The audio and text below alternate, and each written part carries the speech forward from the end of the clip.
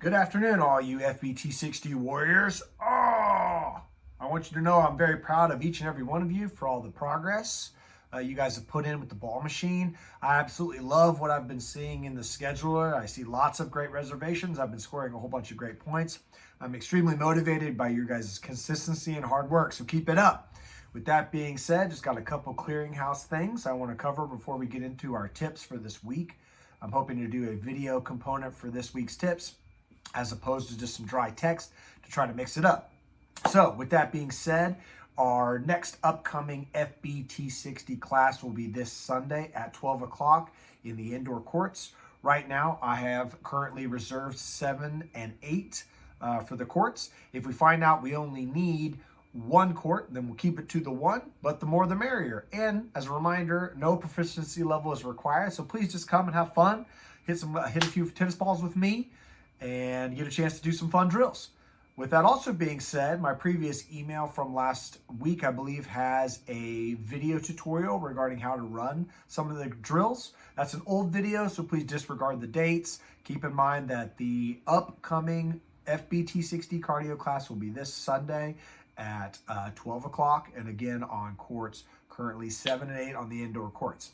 Okay, with that being said, please stick around to the end of this video for some video highlights of me running through some of the drills, just to provide a visual component to how you should be hitting some of these strokes, in addition to the tips I'm going to provide, okay?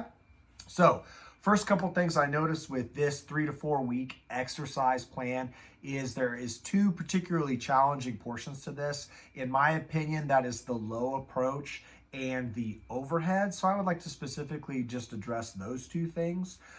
For starting with the low approach, the dial settings are very particular with that. So as a reminder, obviously you're going to play around with the elevation, all right?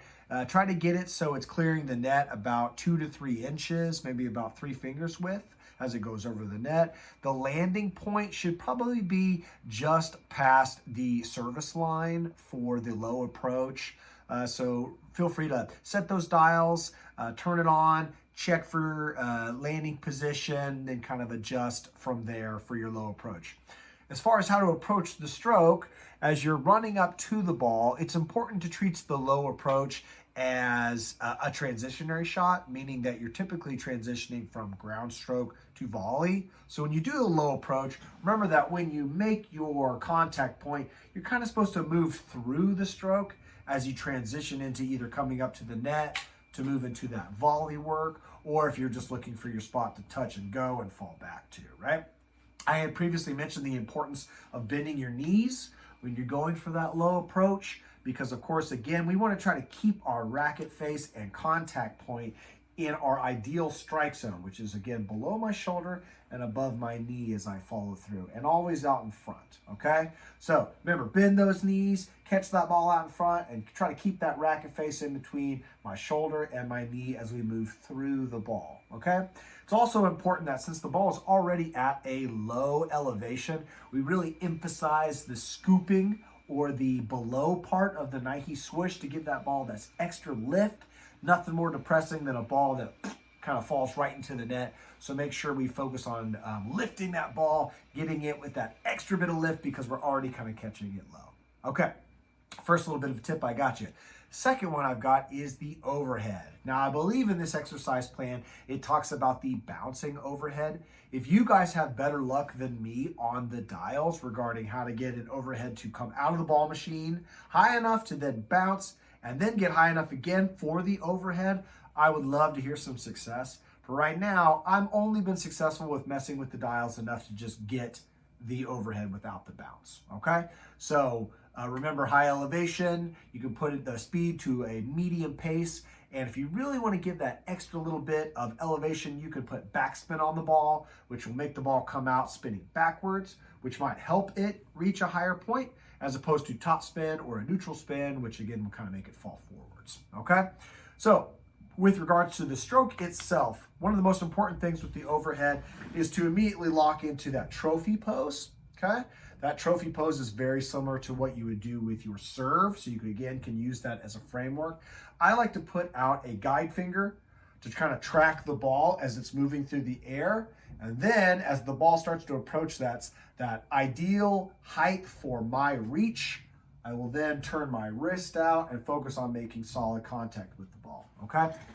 I know it's tempting with the overhead to really just smack the P-wad out of the ball, but for the beginning portions of that drill, I think it's more important to focus on solid racket face contact, trying to get the ball to land right here center in your racket face.